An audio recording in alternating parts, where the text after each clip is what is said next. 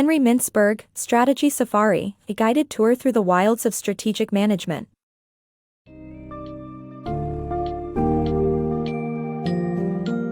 Embark on a journey through the wilds of strategic management with A Strategy Safari, authored by Henry Mintzberg. Discover 10 distinct schools of thought in strategic management, each outlining their own unique methodologies to guide organizations in achieving goals. With an in-depth look at the popular SWOT model, strengths, weaknesses, opportunities, and threats, along with other approaches such as design, planning, and cognitive schools, this summary will provide you with a comprehensive understanding of diverse strategies. Learn how to apply these schools of thought in real-world situations, keeping in mind their limitations, and ultimately, determining the most suitable approach for your organization.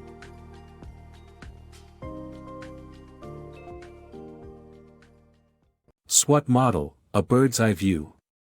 The design school of strategic management employs the SWOT model, which contextualizes an organization's strengths, weaknesses, opportunities, and threats in the business environment.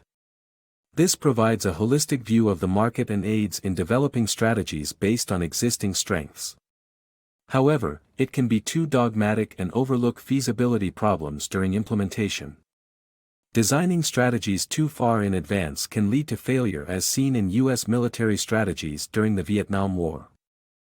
Planning school strategies. The planning school of thought operates from the perspective that innovation can be included in institutions. This is achieved by performing a comprehensive analysis of the situation, forming a plan, and defining the steps necessary to see through the execution of the plan. The planning school follows a prescriptive strategy that, similar to the design school, defines the actions based on the plan. Although this approach is effective, the planning school often struggles with finding the right direction and can be prone to isolation. Additionally, their strategies rely on forecasting and predictions, which can be flawed by a single incorrect prediction, leading the entire strategy astray. While planning can take a while and may be less dynamic than other strategies, the planning school's methodical approach can help achieve goals and objectives when done effectively. Choosing clear decisions. The positioning school of strategy formation is rooted in historical military thinking, where a set of defined strategies and analysis processes are followed. However, the focus on analysis doesn't necessarily produce strategies, and it lacks a strategy for coming up with a strategy. Good strategies can fail without the right people, and prescriptive schools are only great at theoretical analysis. Descriptive schools bring things closer to reality, but are they any better at defining management strategies? The Entrepreneurial School of Visionary Leadership. The Entrepreneurial School of Leadership focuses on the personal role of a single leader, inspiring flexible and dynamic strategies based on emotional resources instead of physical. Despite the limitations of relying on a single leader, entrepreneurial leadership brings important insights to the table, such as analyzing and problematizing the process of strategy formation. Visionary entrepreneurs often use the past as a precedent when formulating strategies, but too much analysis can blind organizations to unexpected new developments. Startups that need an innovative approach may find success following the entrepreneurial school of leadership. The Cognitive School and Managerial Thinking. The Cognitive School explores how managers create mental maps and interpret ideas and situations to formulate strategies. It serves as a bridge between objective and subjective schools, but can focus too narrowly. While cognitive maps offer insight into how managers think, they do not explain why. The challenge lies in turning mental maps into concrete strategies. Embracing change through the Learning School of Strategy. The Learning School of Strategy believes that strategy formulation and implementation are linked through an emergent process that occurs as people work collectively. This allows individuals in any part of the organization to contribute to strategy development. By embracing changes through mistakes and interruptions, organizations can optimize their strategy. However, this school acknowledges that strategies are never final and that constant adaptation is necessary. Successful learning organizations find a balance between learning and implementing actual strategies, preventing unnecessary experiments that do not lead to new or improved strategies. While the learning school is not the best option in times of crisis, it is a good alternative for changing and molding strategies to suit new conditions. The power of strategy negotiation. The Power School explores how an organization negotiates the wants and needs of micro and macro power to create effective strategies. Micro power represents the individuals and groups within the company, while macro power concerns an organization's dependence on its environment and other larger forces. The power negotiations take into account the power dynamic and cooperation between organizations within a network. While it is important to consider the role of power and politics, the Power School puts too much emphasis on them, which can serve to divide an organization and damage morale. The importance of culture in strategy formation.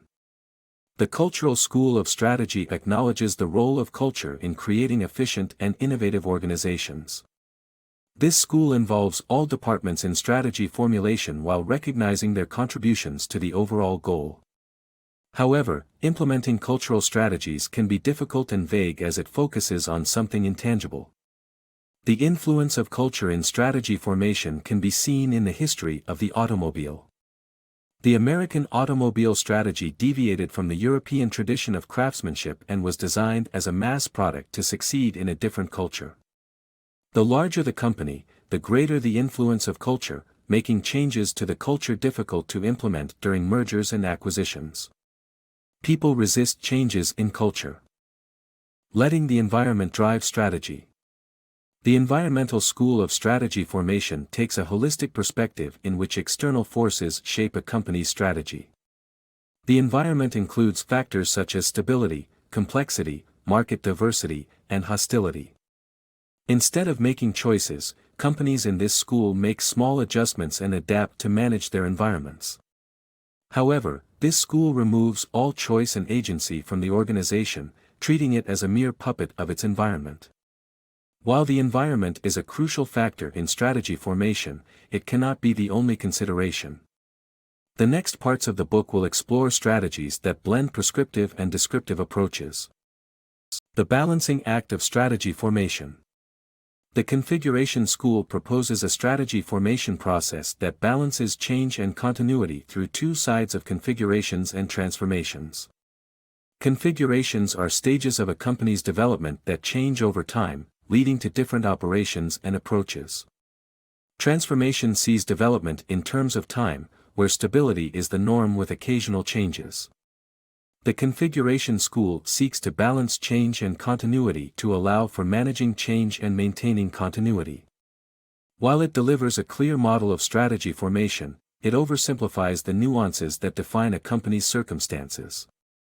Flexibility in strategic management schools. Strategic management can be challenging, especially when it comes to choosing a school. The good news is, there are some common threads that run through all the schools, including control and change. Instead of committing to a single school, it's best to use each when relevant to your past, present, and future circumstances.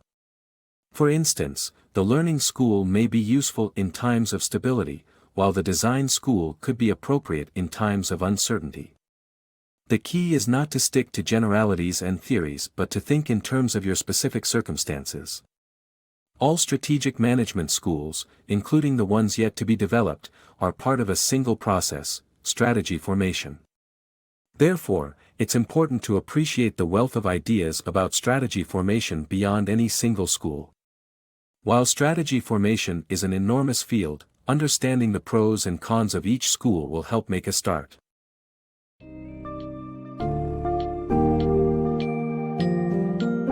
In conclusion, Strategy Safari offers an insightful tour through 10 schools of strategic management, teaching valuable lessons about how to approach and tackle difficult situations in business. Understanding each school's strengths and weaknesses is vital, but rigidly sticking to one specific approach is not necessarily the best way to achieve success. To ensure optimal outcomes, it is essential to remain flexible and adapt to changing circumstances, combining strategies and learning from experience.